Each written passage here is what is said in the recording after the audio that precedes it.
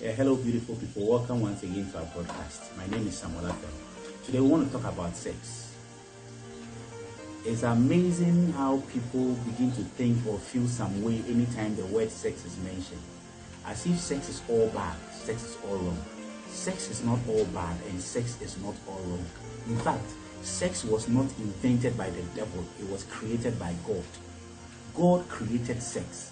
The Bible speaks a lot about sex. Now, many Christian marriages are breaking because the couples have refused to learn about sex. We need to understand when sex is practiced within the confines of God's will, it leads to peace, it leads to joy, it leads to fulfillment and the release of stress. Okay, sex plays a critical role in marriage. Sexual relationship can be very enjoyable, but the couple must learn about it. We must learn about certain guiding principles, okay, regarding sex to be able to enjoy it. It is not automatic that if you marry a Christian brother or a Christian sister, automatically your relationship, your sex life will be beautiful. No, you need to be taught about some principles regarding sex. You also need to understand that in order to have a fruitful relationship that comes with a beautiful sex life, you must first have a loving and comfortable relationship, okay, where the relationship between the man and the woman is distorted, where there is no peace in the home, where there is wranglings and fighting each day.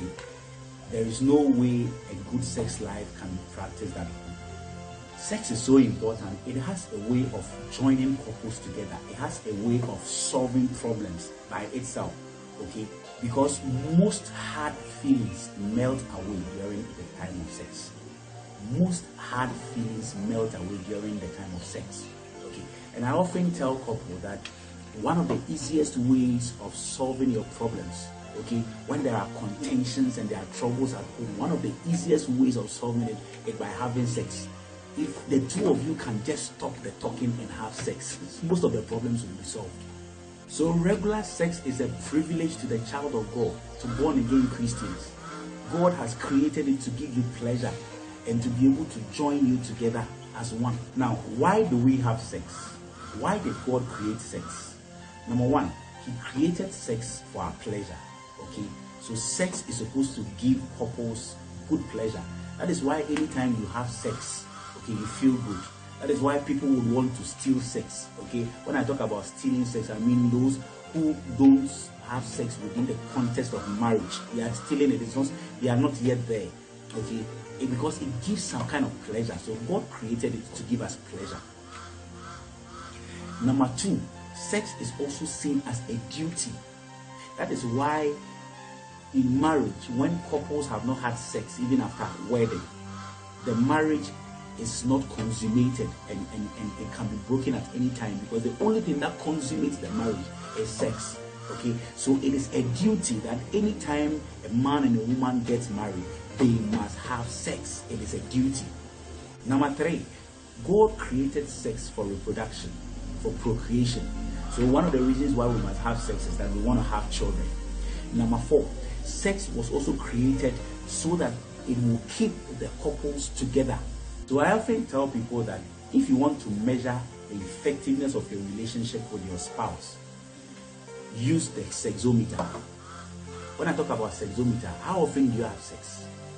So you realize that couples who have sex often, and I'm not talking about forced sex, where the man doesn't want to do it and the woman is forcing him, or when the woman doesn't want to do it and then the man is always doing it because he feels he owns it. No, I'm talking about pleasurable sex. The more a couple have pleasurable sex, the more likely that their relationship is blossoming, their relationship is beautiful. If couples can have sex twice a day, it means that actually the relationship is on top there. Usually that happens during the honeymoon, okay, when you have just started and you want to explore. Okay, so during that time, it is beautiful. The couples are tight like that. Okay, but with time you realize that it will decrease. So some will go ahead and have it. Probably if you have it any other day, it shows the bond is tight. If you have it like once a week, okay, it is an indication that there's some level of stress in the marriage. Not really not exactly a wrangling or fighting between the couple, but probably other pressures of life like work, like taking care of the kids, etc. But there is a level of stress on the marriage if sex happens once a week. Now you can imagine following this trend. If sex can happen just once in 2 months, it means that there's a problem with the marriage. Couples cannot be staying together in one house and say we are not having sex for 2 months. It shows that there is something wrong with your marriage. And so the longer it takes for you to have sex, the more it is likely that there is some problem between the man and the woman. Sex in a way prevents adultery, because just like all other physical needs, the more you have sex, the less you want to have sex. Okay? The more you have it, the more satisfied you become. And so once you are satisfied with food, you don't want to eat the food again. You leave it. Okay? So that is how sex is. And so couples must make it a duty to give sex to each other, because it is a way of avoiding adulterous life. So the more you have sex with your partner, the less inclined they are to fornicate or to cause adultery outside. The more you deny your partner sex, the more you open them up for adulterous life. So if you're a wife and you want to save your marriage, this is the key.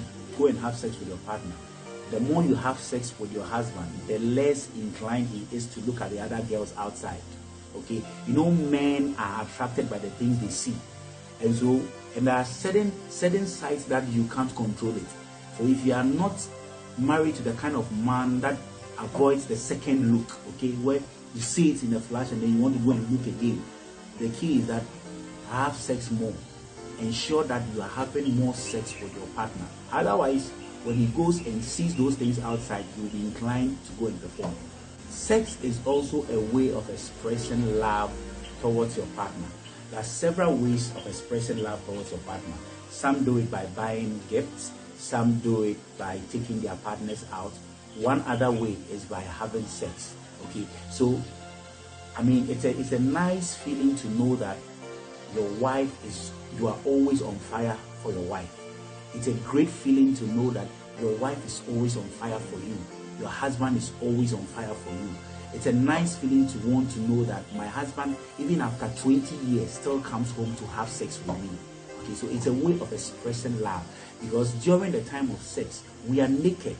Okay, we are vulnerable to each other, and that brings some kind of bond, some kind of unity, and expresses, because we are vulnerable to each other, it shows the kind of love that we have for each other. Now, sex also goes a long way to release stress. Now, anytime sexual activity is performed, some endorphins are released, and those endorphins are responsible for the reduction of stress in the human body. Okay, and so anytime a man is stressed, one of the ways to release the stress is by having sex. So you can imagine how many stress you will be relieving your partner from when you have regular sex. So when your partner is tensed, is going to do some examination and is tensed, pull them down and have sex with them. When they are going for an interview and they feel stressed and anxious, pull them down, give them sex. When they are going to preach and they are anxious about the message they are going to preach, one way of bringing the anxiety down or the tension down is by getting them right down on the bed and having sex with them. Sex plays these critical roles. So couples should not neglect sex. Don't marry and think that it is something dirty and we shouldn't be doing. Though there are some Christian women and some Christian men where after marriage, when their partners are coming for sex, they feel that sex is sinful. So why are you coming to do it? No. Bible recommends that we have sex. Okay? So even the scripture says that the only time a man and a woman are permitted to stay away from sex is when they are fasting. And even that one, it says that immediately after the fasting, they should come together. Otherwise, they give room for the devil to tempt them. That means that the devil comes in to tempt couples who are not having sex regularly. So you see how important sex is. Sex will prevent the devil from entering into the marriage of a man and a woman. So sex is a critical thing that must not be underrated in marriage. Regular sex is needed. Okay? So it is a medicine for couples who are always fighting at home, who are always misunderstanding each other. One of the remedies is have regular sex. you must understand that sex must be pleasurable. And in order for sex to become pleasurable, both partners must enjoy it. Under no circumstances should we always constantly have one person enjoying it and the other not. Now, I must be frank with you that it happens sometimes when mostly the men are okay and the women are not okay. It happens, especially in cases where the man travels for a long time and then he comes and the first time they have sex. It is more likely that the man would ejaculate and then the woman would not receive orgasm. Okay, but couples must ensure that they create pleasurable sex where both the man and the woman enjoy it. So the man must ensure that the woman attains orgasm during sex. Orgasm is the peak of sexual pleasure. Okay, so when you get there, that is the point you are satisfied and you don't want it again. And so men, it is easy for the men to have sex and then ejaculate and have their orgasms.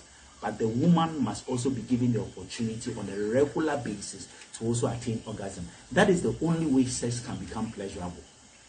And one of the ways of doing it is by exploring other ways of having sex.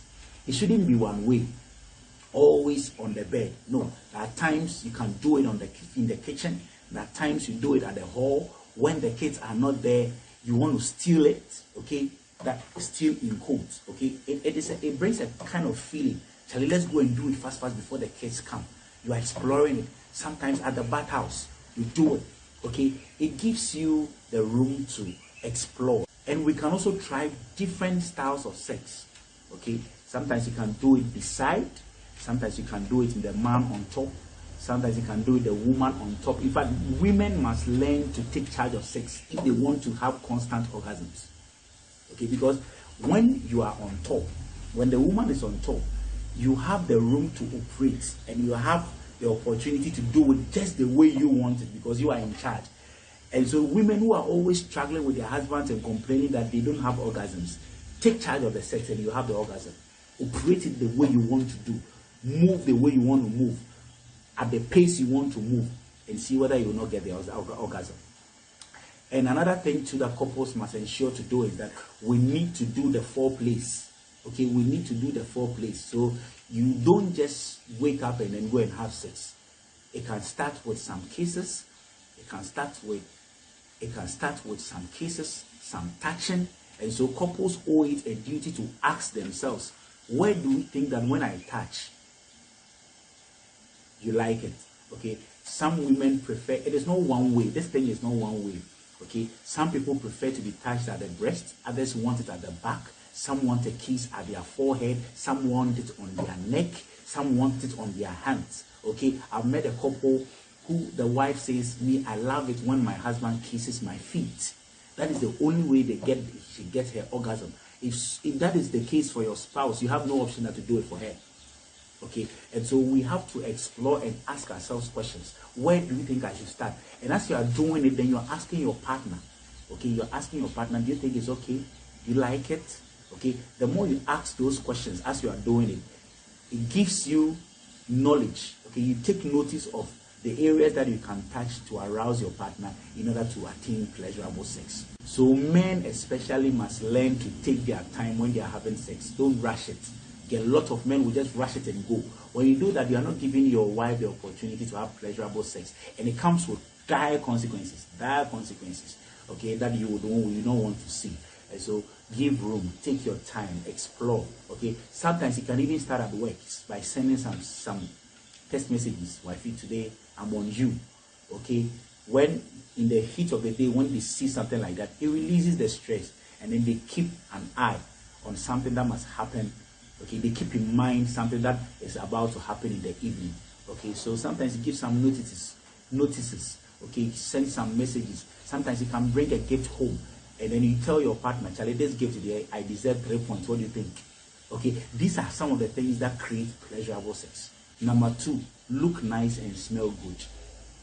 Many men would want to have sex when they smell very bad, very awkward. You are not giving your partner the opportunity to have pleasurable sex. Okay, look good. Do some bath. Take a bath. Okay, feel fresh.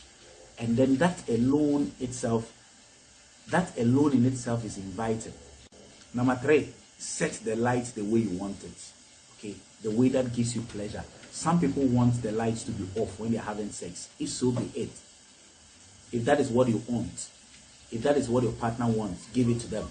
Some people want the light on, bright light. If that is what you decide, go ahead. But set the light in the way that you want it. Number 4, begin the foreplay. So begin the touching, begin the kissing, okay? And take your time to do it. I'm talking about pleasurable sex. You know, there are times when you want to have just a quick one. Okay, that one too is there. That one too in itself is not bad, it's enjoyable. But now I'm talking about pleasurable sex where couples decide to spend time to give their partners pleasure. You must do the foreplay. There is no way you can have pleasurable sex without a foreplay. So do the touching, do the fondling, do the kissing, okay, do the huggings, do the kissings. Then gradually you start undressing each other. Slowly you start undressing each other. So the man can start undressing the woman can start undressing the man. Man, don't go and stand there and say you remove your pants. A woman, you say you remove your vest and come and do it. No, don't do it like that. Undress each other. Undress the woman and let the woman also undress you. And whilst you are doing that, the kissing, the fondling, the touching should continue. Okay, there shouldn't be a time where you stop the fondling and say, I'm coming to undress. You don't do that. Okay, so whilst you are removing it slowly, whilst you are undressing them slowly, you are touching, you are kissing, you are fondling.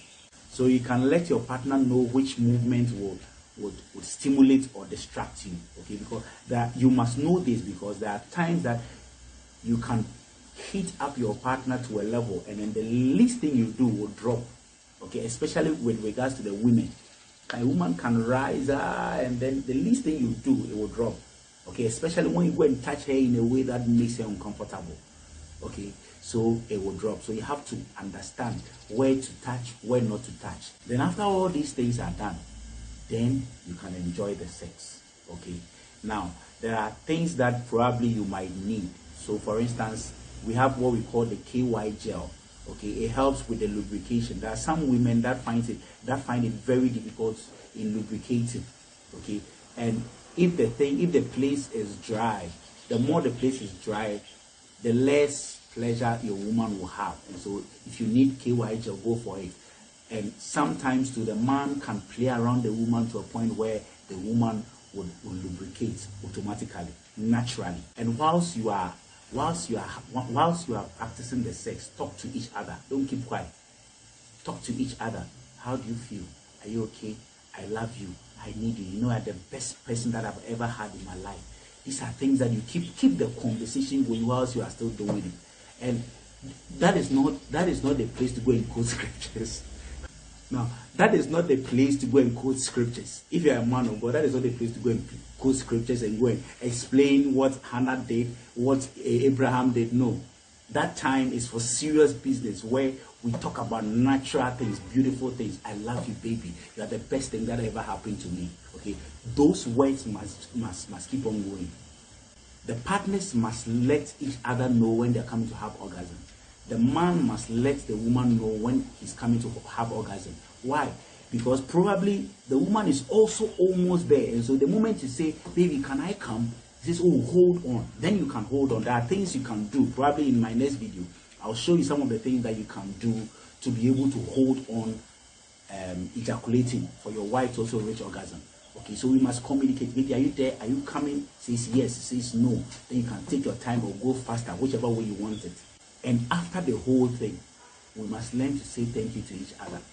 Okay, thank your wife for giving you the sex that you needed. Thank your husband for considering you worthy to have sex with.